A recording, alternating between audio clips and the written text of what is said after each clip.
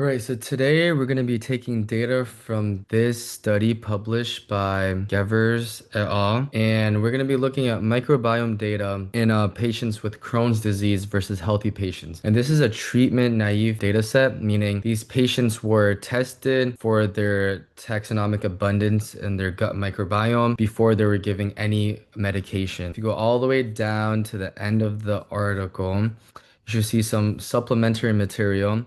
And this XLSX file is the Excel file. So once you download this, you should get this Excel file. And as you can see in the bottom, there's multiple sheets here, but we're only going to be looking at the Table 2I key taxa sheet. Now, if you look into these columns, you have the sample column, the subject column, AB exposure diagnosis. So CD means Crohn's disease, not IBD means not inflammatory bowel diseases, meaning healthy individuals, sample location. And then these are all the different bacterial families in the gut microbiome of the patients. After you download this file, we're going to be starting our R script. So at the beginning of our R script, we have all these packages that we are going to be installing. We're going to be using ggplot2 for plotting and data visualization, readxl for reading data files, vegan for alpha and beta diversity functions like Shannon and Bray Curtis, dplyr for data manipulation and filtering functions, reshape2 for reshaping data, specifically for stacked bar plots, and then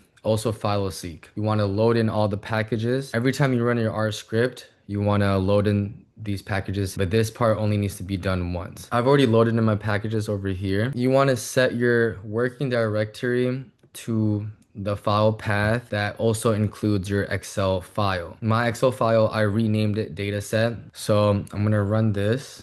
And then over here, we are reading in the specific data set. So I'm just reading it in and putting it into a variable called metadata. Then after you read it in, we are only going to be importing the key taxa sheet like I've shown. You want to use this function called the read underscore Excel function. And then you want to specify which data set you're talking about. That's the metadata. And then which sheet you're extracting. So we are reading that into our variable called key taxa to keep it simple. And now I am going to be dividing the columns into non-taxa columns, which are metadata columns. These columns basically describe the sample. And then we are also going to be listing bacterial families. Now we're going to be building the fileseek component. So the first component we're going to be making is the OTU matrix. So when we start this off, I just gave it a variable name OTU matrix.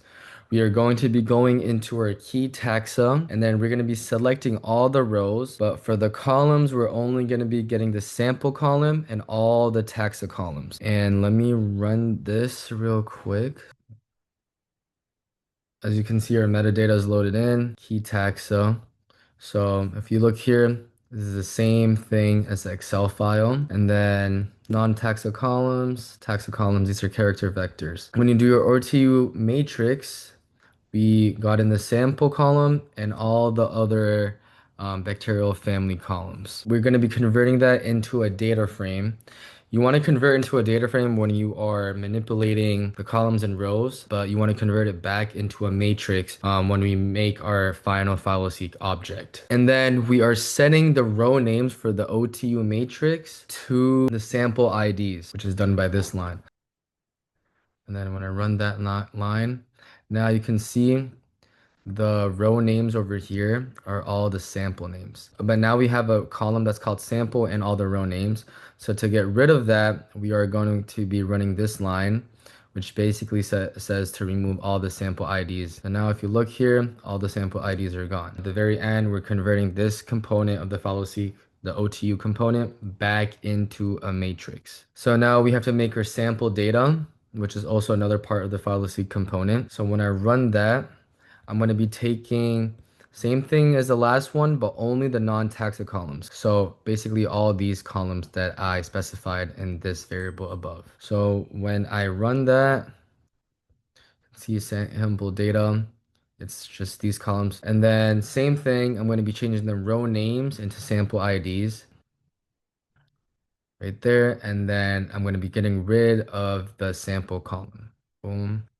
There you go. So now in our sample data, we have our row names as sample IDs, and this is consistent with our OTU matrix because our phyloseq wants it like that. And then in the sample data, we have our metadata. In the OTU matrix, we have our taxonomic family data. So after that, your third component is your taxonomy family name. And so basically what this line is doing is making a column named family and getting all the column names from OTU matrix. So if I run that, you can see over here, these are all the families that we're going to be looking at from our data set. So in order to assemble the phyloseq object, we need to combine these three components as I labeled 1, 2, and 3. So you have to use the phyloseq function. And over here, we are specifying that the OTU table gonna be the OTU matrix and taxa our rows equals false because we are saying that our rows are samples and our columns are taxa. And then our sample data,